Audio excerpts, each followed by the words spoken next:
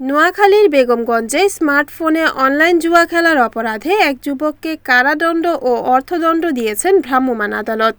বুধবার রাতে চৌমুহনী বাজারের হাজীপুর এলাকায় অভিযান চালিয়ে তাকে আটক করা হয়। নোয়াখালীর বাণিজ্যিক কেন্দ্র চৌমুহনীর হাজীপুর এলাকায় ইদানিং আশঙ্কাজনক হারে বেড়ে গেছে অনলাইন জুয়া আর মাদকের প্রভাব। স্থানীয়দের অভিযোগের ভিত্তিতে বুধবার রাত 9:30টার দিকে সেখানে ঝটিকা অভিযান চালায় উপজেলা প্রশাসন।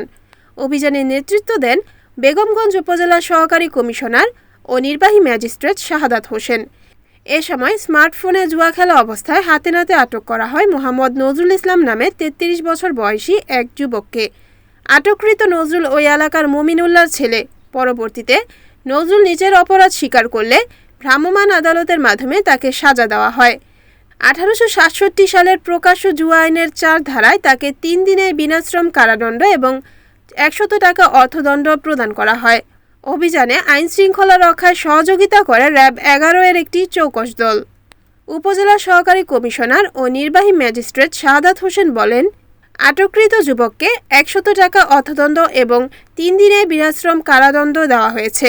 জুয়া খেলা ও মাদক রোধে এ ধরনের অভিযান অব্যাহত থাকবে। অনলাইন গ্যাম্বলিং বা স্মার্টফোনের মাধ্যমে জুয়া খেলা বর্তমানে তরুণ প্রজন্মের জন্য এক নীরব ঘাতক হয়ে দাঁড়িয়েছে।